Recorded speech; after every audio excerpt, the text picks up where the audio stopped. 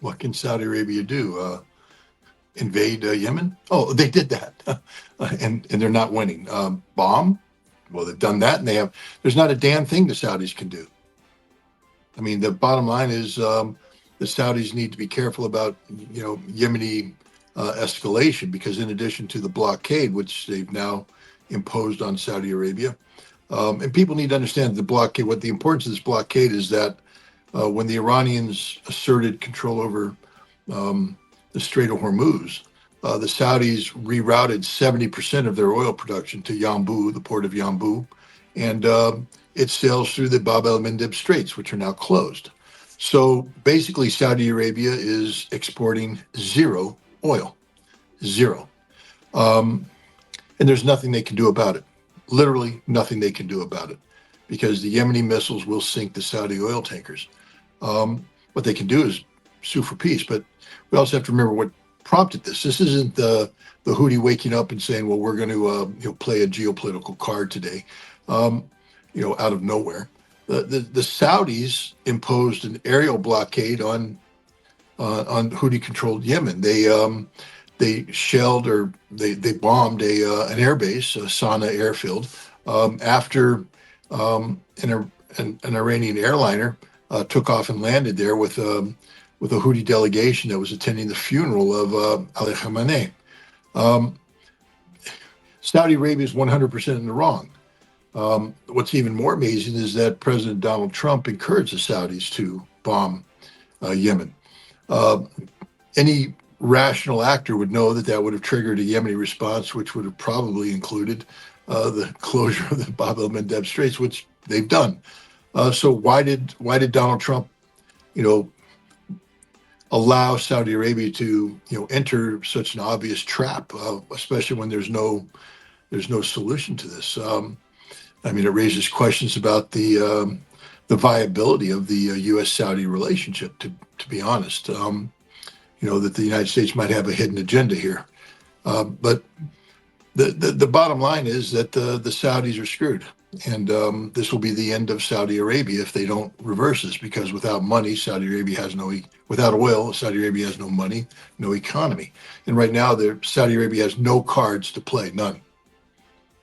When you talk about the agenda in Washington, if I put myself in the shoes of Donald Trump and his administration, I would say, with the difficulties we are facing in the Strait of Hormuz and the closure of the Strait of Hormuz, why would I have to support a strike on Yemeni airport? Because it was reported by Axios that Donald Trump supported Saudi attack on Yemen. Why would you want to do that if you're facing many difficulties in the Strait of Hormuz? I don't know. I mean, rationally, there's no reason for this. So we have to start thinking irrationally, and this is purely a product of supposition. There's no hard fact to back this up. But when you take a look at what's driving Donald Trump's actions, it's largely oil. We know that the first 39 days of conflict were halted because Donald Trump said we literally were running out of oil. We had to stop. We had to implement the MOU. J.D. Vance has openly acknowledged that the MOU was just a charade, basically a lie to buy time so that the West could replenish their oil stockpiles. So we know energy is the key. We also have to take a look at the totality of the American effort, and there is some reason to believe that the Trump administration was seeking to use the conflict with Iran in an effort to gain control over a major source of energy to China.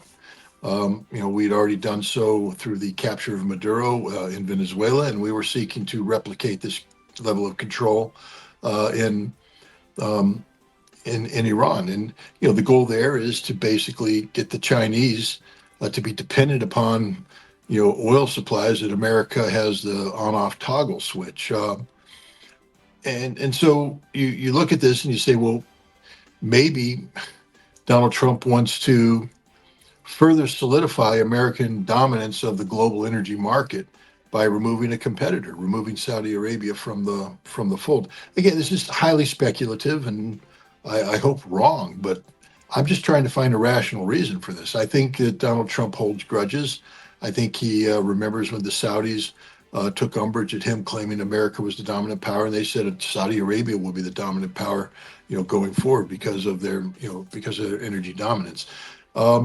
So I'm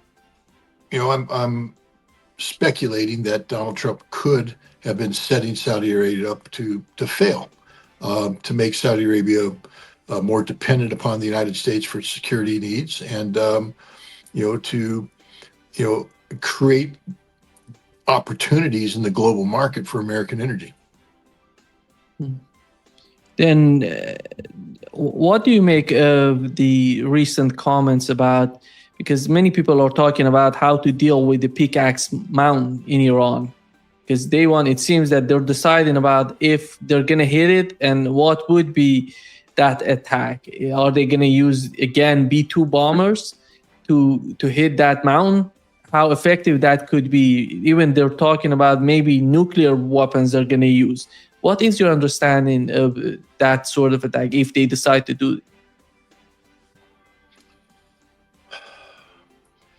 This is a dangerous situation because the way that the Trump administration is framing the pickaxe target is in the form of a potential existential threat to the United States and the global community from an Iranian nuclear weapon that could be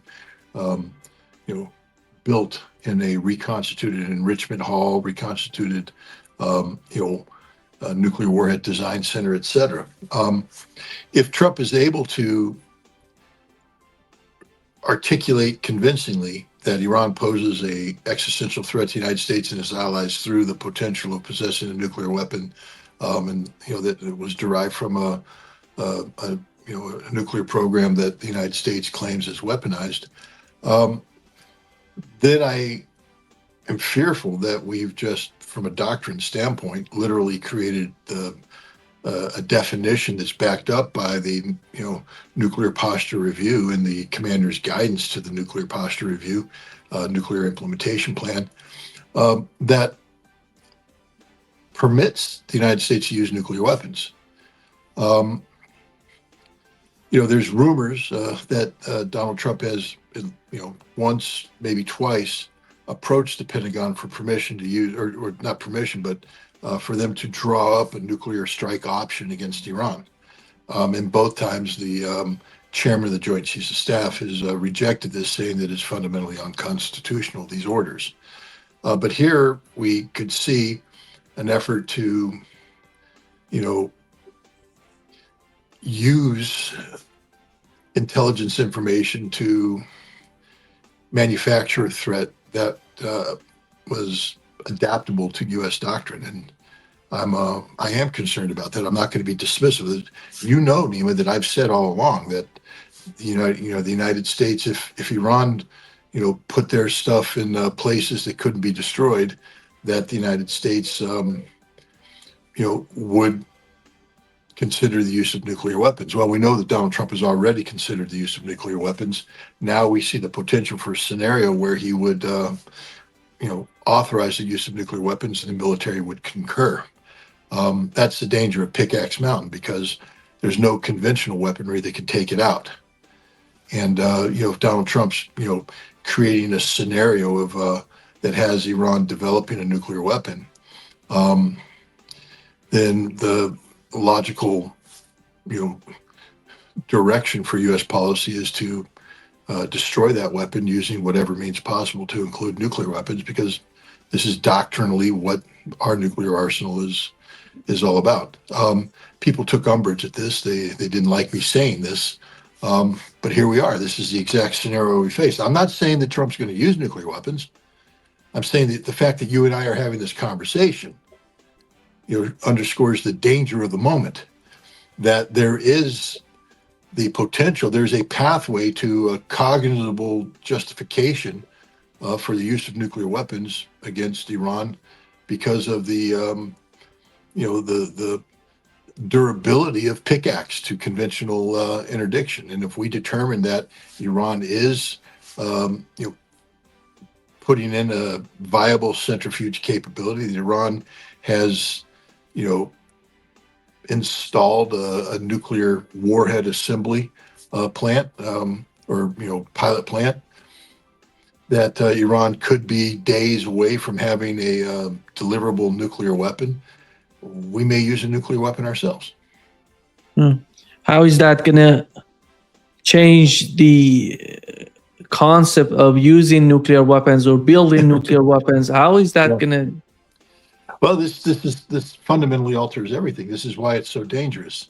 I've used the argument I'm about to articulate. I haven't used it against the Americans. I've used it against the Russians.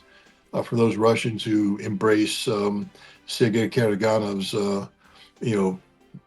doctrine of preemptive strike to include nuclear weapons. Remember, in June of 2023, Karaganov published an article in which he, postulated the possibility of, attacking Poznan with a nuclear weapon, Poland, and that the United States would do nothing because it's not willing to trade Boston for Poznan.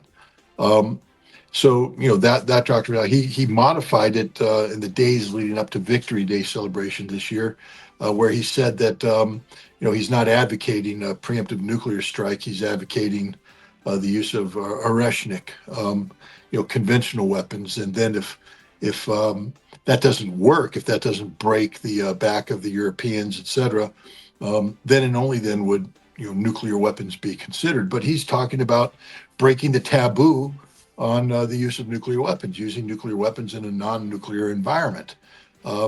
This would be the end of arms control, because the very premise of modern day arms control is the notion that nuclear wars can't be won, therefore they should never be fought. Therefore, weapons should never be used. Why did we come up with mutually assured destruction by banning the ABM treaty back in 1972? It's so that we level the playing field, so that all parties understand that if you start a nuclear war, there's nothing to defend against what the enemy is going to come at you, and we're all going to die. Therefore, let's not start a nuclear war. That if the United States were to use nuclear weapons against Iran, what do the Russians do? Because right now the Russians are embracing a nuclear doctrine premised on that basic fundamental concept. Nuclear wars can't be won, therefore they should never be fought. And yet, if the United States uses nuclear weapons, the Russian doctrine is immediately outdated, because the United States has now embraced a doctrine that says nuclear wars can be won, and we will use nuclear weapons preemptively. That's the new norm. So Russia will have to respond accordingly. At some point in time, Russia will have to show a willingness to, parallel the American policy. That's how you achieve strategic balance. And they would have to use a nuclear weapon against, a threat city. And who knows what they'd nuke? Maybe they'd nuke Poland. Maybe they'd nuke a Baltic state. But they have to nuke somebody so that they tell the Americans, we too have nuclear weapons, and we too will use them preemptively as a message to the Americans: don't mess with Russia. But every war game in the Pentagon that begins with a limited nuclear strike along the lines of what I've just discussed always ends with a general nuclear exchange that terminates all life on the planet. So this is the problem. With any use of nuclear weapons by night, the genie is out of the bottle now, and it will never go. It's like putting toothpaste back in the tube. You're just not going to do it. Yeah. Just Scott, with what's going on as we talk, there are explosions happening in Kuwait. Kuwait is becoming the front line right now for for Iran, and the way that Iran is hitting at Kuwait is more than all the missiles and drones that they're sending to other countries in the GCC countries or outside GCC countries, naming Jordan. And why is Kuwait that important for Iran to hit it so hard and this way? I don't know if it's important. I mean, the United Arab Emirates seems to be a more important target if you were going to be seeking to. I think it's because Kuwait is the least important of major targets, and that it is vulnerable to the kind of strikes that that Iran is putting in right now. These strikes are designed to take out desalination plants and energy production. Desalination plants taken out mean you have no fresh water. Take out energy production. I'm talking about energy power plants. You have no electricity for air conditioning, and um, life becomes unlivable. And so I think what uh, the Iranians are doing is setting the example, saying that there is a price to pay for continued bombardment of Iran, and Kuwait is providing a base for the launch of ATACMS missiles, by by the U.S. forces, and so Kuwait is clearly an enemy state. Iran is, I believe, setting Kuwait up for the total destruction of its major civilian infrastructure. That means there will be no ability to generate water from desalination. There will be no ability to generate energy from power plants, and then Kuwait dies as a state. Again, you and I have talked about this. I said that one of the things Iran has threatened to do prior to this conflict breaking out is to kill nation states. I think Iran is in the process of destroying Kuwait as a nation state. Maybe Bahrain will be targeted next. Who knows? I'm not doing Iranian targeting for them, but the point is, I think Iran is looking to weaken Kuwait and set the precedent, so that when they say next is the United Arab Emirates, that the sheiks there sit up and go, whoa, whoa, whoa, no, no, no, no, no, we don't want any of this. What do we need to do to prevent our country from being destroyed? Because the reality is that there is no nation in the Persian Gulf that can defend itself against Iran. None. There's no air defense systems, nothing. So if Iran wanted to destroy them, Iran could destroy them. And the message that needs to be sent back to to the UAE and to Kuwait and to other Gulf Arab states is that we will destroy your nation. We will terminate you as a viable modern nation. And I think that's what is behind the Kuwaiti targeting. I don't think they've actually brought in nation-killing strikes yet, but I do believe that they're setting Kuwait up for a terminal event. And when it happens, it's going to be tragic for millions of people. But I think that's what's going on with the Russian bombardment of Kuwait. The United States is withdrew from two bases in Saudi Arabia and in Jordan because of the recent attacks in Jordan. One of them, as you know, there were 4 casualties so far been announced, and many people were injured, and they were sent to Germany. And how do you see the situation, Scott, considering Jordan and the way that Iran is getting? It seems they're receiving intelligence from Jordanians, and it was confirmed. IRGC claimed that. Then Donald Trump confirmed that in his speech. He said that they were, sending intelligence to Iranians. That's why they know about our position in Jordan. And what is your understanding of the next step on the part of Washington? If Jordan is not safe, where are they going to go? Is that going to be in Israel? Is that going to be in Greece, or maybe Bulgaria, or I don't know, Diego Garcia? What else can they do, in your opinion? What else can who do? The United States, because they have to use these fighter jets, these refueling tankers, these troops. They're not safe. Yesterday we had an attack in I know where the attacks are. Bahrain. Yeah. I mean, what the United States will fall back on bases that will make them less susceptible to destruction. At some point in time, it's going to become very complicated to launch strike packages against Iran, because we have to deal with flight time, fuel. So you're gonna have to have planes take off, get refueled, fly, probably get refueled again.